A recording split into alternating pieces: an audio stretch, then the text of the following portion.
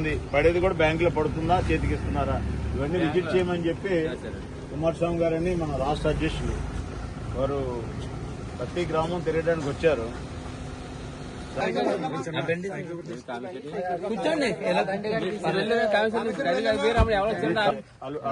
fishermen community